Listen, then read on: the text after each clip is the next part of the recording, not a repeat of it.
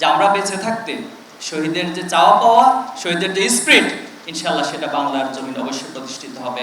আগামী দিনে অবশ্যই প্রত্যেক শহীদের, প্রত্যেক গণহত্যার বিচার অবশ্যই সংগঠিত হবে ইনশাআল্লাহ। আল্লাহর উপর ভরসা করে আমরা বদর যুদ্ধের আল্লাহ রাসূলুল্লাহ সাল্লাল্লাহু আলাইহি ওয়াসাল্লামের সেই দিনগুলোকে স্মরণ করতাম।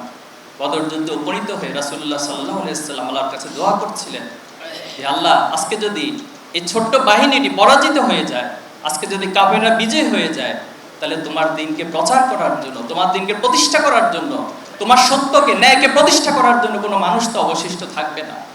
আমরা ঠিক সেই দিনগুলোকে স্মরণ করে আবার সামনের দিকে এগিয়ে যেতাম। এবং আমাদের অনেক ভাইয়েরা ছিল সারাদিন কিছু খায় নাই, রাত 12টা বাজে যখন জিজ্ঞেস করতাম যে ভাই আজকে কি কিছু খেয়েছেন, তিনি যে খায়নি সেই খাওয়ার কথাটাই তিনি ভুলে যেতেন। রাত 3টা বাজে ওনাকে মেসেজ করতেন, ভাই এখন আমাদের এইটা করণীয়, আমাদেরকে এই কাজটা করা দরকার। বলতাম ভাই আপনি কি ঘুমাবেন না?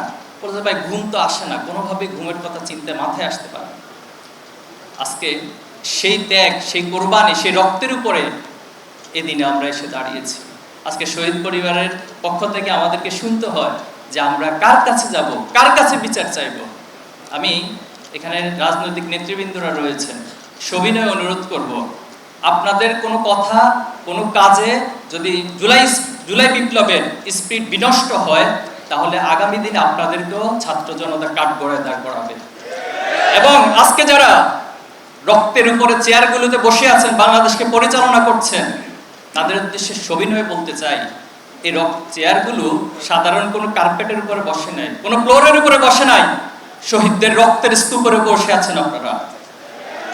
যারা বিচার করতে পারবেন না, যদি অপারগতা প্রকাশ করেন, তাহলে জাতির কাছে ক্ষমা চেয়ে এখনই সেই চেয়ারগুলো থেকে নেমে যান।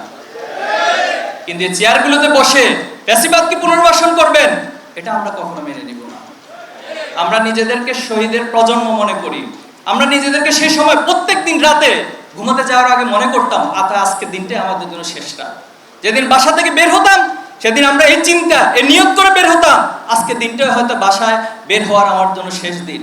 তাহলে আপনারা আমাদেরকে কিসের ভয় দেখান? আমরা তো অলরেডি নিজেদেরকে শহীদ মনে করি, শহীদের রক্তে এখন আমাদের গায়ে লেগে আছে। এজন্য আমি সবার কাছে দায়িত্বশীল, যারা দায়িত্বশীলতার জায়গায় রয়েছে, এই শহীদের রক্তগুলোকে, শহীদের চাওয়া পাওয়াকে ফিল করে আপনারা দেশকে পরিচালনা করেন।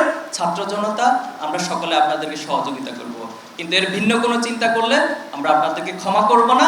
এই প্রজন্মের ফ্যাসিস্ট হাসিনার যে পরিণতি ঘটিয়েছে, আপনাদেরও ঠিক একই পরিণতি ঘটাবে ইনশাআল্লাহ। আমি শহীদ পরিবারের কাছে ক্ষমা চাচ্ছি।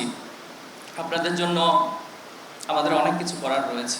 আবার পাশাপাশি আশাবাদ এবং স্বপ্ন, প্রত্যাশা ব্যক্ত করছি যে আমরা বেঁচে থাকতে শহীদের যে চাওয়া পাওয়া, শহীদের যে স্পিরিট, ইনশাআল্লাহ সেটা বাংলার জমিন অবশ্যই প্রতিষ্ঠিত হবে। আগামী দিনে অবশ্যই প্রত্যেক শহীদের, প্রত্যেক গণহত্যার বিচার অবশ্যই সংগঠিত হবে ইনশাআল্লাহ। সেই সাথে যে স্বপ্নের বাংলাদেশ আমরা দেখছি, ন্যায় এবং ইনসাফের বাংলাদেশ, সেই বাংলাদেশ অবশ্যই আপনাদের হাত ধরে, আমাদের সবার হাত ধরে ফ্যাসিবাদ মুক্ত সবার বাংলাদেশ, স্বপ্নের বাংলাদেশ, সমৃদ্ধ বাংলাদেশ গড়ে উঠবে ইনশাআল্লাহ। আসসালামু আলাইকুম ওয়া রাহমাতুল্লাহি ওয়া বারাকাতুহু।